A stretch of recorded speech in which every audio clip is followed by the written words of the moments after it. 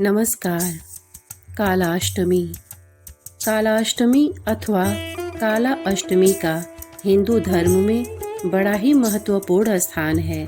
प्रत्येक माह में कृष्ण पक्ष की अष्टमी तिथि के दौरान इसे मनाया जाता है। काल भैरव के भक्त वर्ष की सभी कालाष्टमी के दिन उनकी पूजा और उनके लिए उपवास करते हैं।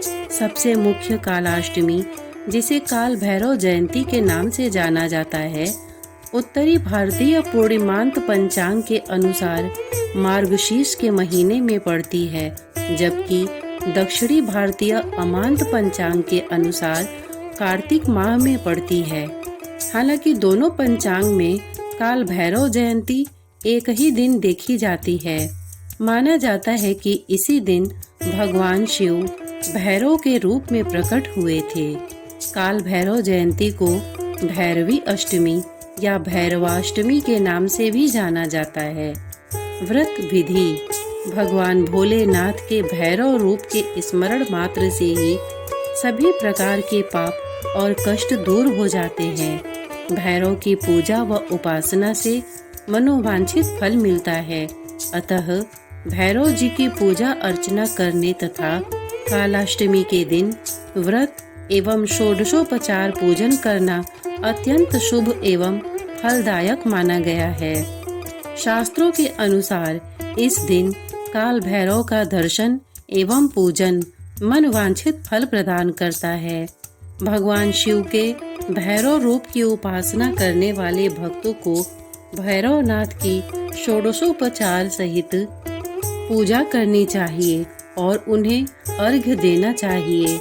रात्रि के समय जागरण करके शिव शंकर एवं माता पार्वती की कथा एवं भजन कीर्तन करना चाहिए। भैरव कथा का श्रवण और मनन करना चाहिए। मध्य रात्रि होने पर शंख, नगाड़ा, घंटा आदि बजाकर भैरव जी की आरती करनी चाहिए। भगवान भैरवनाथ का वाहन श्वान है, अतः इस दिन प्रभु की प्रसन्नता हेतु कुत्ते को भोजन कराना चाहिए।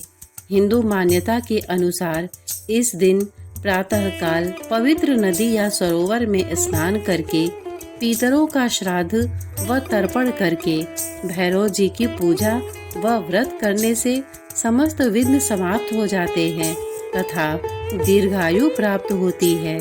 भैरव जी की पूजा व भक्ति करने से भूत पिशाच एवं काल भी दूर रहते हैं। व्यक्ति को कोई रोग आदि स्पर्श नहीं कर पाते। शुद्ध मन एवं आचरण से ये जो भी कार्य करते हैं उनमें इन्हें सफलता मिलती है। महात्म्य। कालाष्टमी के दिन काल भैरव के साथ साथ इस दिन देवी कालिका की पूजा अर्चना एवं व्रत का भी विधान है। काली देवी की उपासना करने वालों को अर्धरात्रि के बाद माँ की उसी प्रकार से पूजा करनी चाहिए जिस प्रकार दुर्गा पूजा में सप्तमी तिथि को देवी काल रात्रि की पूजा का विधान है। भैरव की पूजा अर्चना करने से परिवार में सुख शांति समृद्धि के साथ साथ स्वास्थ्य की रक्षा भी होती है। भैरव तंत्रोक्त बटुक भैरव कवच, काल भैरव स्तोत्र, बटुक भैरव ब्रह्म कवच आदि का नियमित पाठ करने से अनेक समस्याओं का निदान होता है। काल भैरव अष्टमी पर भैरव के दर्शन करने से अशुभ कर्मों से मुक्ति मिल जाती है। भैरव उपासना के द्वारा क्रूर ग्रहों के प्रभाव से छुटकारा मिलता है। कथा। भैरवाष्टमी या कालाष्टमी की कथा के अनुसार एक समय श्री हरि विष्णु और ब्रह्मा के मध्य विवाद उत्पन्न हुआ कि उनमें से श्रेष्ठ कौन है। यह विवाद इस हद तक बढ़ गया कि समाधान के लिए भगवान शिव एक सभा का आयोजन करते हैं। इस सभा में महत्वपूर्ण ज्ञानी, ऋषि मुनि, सिद्ध संत आदि उपस्थित थे। सभा में लिए गए एक निर्णय को भगवान विष्णु तो स्वीकार कर लेते हैं, किंतु ब्रह्मा जी इस निर्णय से संतुष्ट नहीं होते। वे महादेव का अपमान करने लगते हैं। शांत चित्त शिव यह अपमान सहन न कर सके और ब्रह्मा द्वारा अपमानित किए जाने पर उन्होंने रौद्र रूप धारण कर लिया। भगवान शंकर प्रलय के रूप में नजर आने लगे। उनका रौद्र रूप देखकर तीनों लोग भयभीत हो गए। भगवान शिव के इसी रुद्र रूप से भगवान भैरव प्रकट हुए। भैरव जी श्वान पर सवार थे। उनके हाथ में दंड था। हाथ में दंड होने के कारण वे दंडाधिपति कहे गए। भैरव जी का रूप अत्यंत भयंकर था। उनके रूप को देखकर ब्रह्मा जी को अपनी गलती का एहसास हुआ। वह भगवान भोलेनाथ एवं भैरव की वंदना करने लगे। भैरव जी ब्रह्मा एवं अन्य देवताओं और साधुओं द्वारा वंदना करने पर शांत हो जाते हैं। स्मरणीय तथ्य यह ध्यान में रखना चाहिए कि कालाष्टमी का व्रत सप्तमी तिथि के दिन भी हो सकता है। धार्मिक मूल ग्रंथ के अनुसार जिस दिन अष्टमी तिथि रात्रि के दौरान प्रबल होती है, उस दिन व्रतराज कालाष्टमी का व्रत किया जाना चाहिए।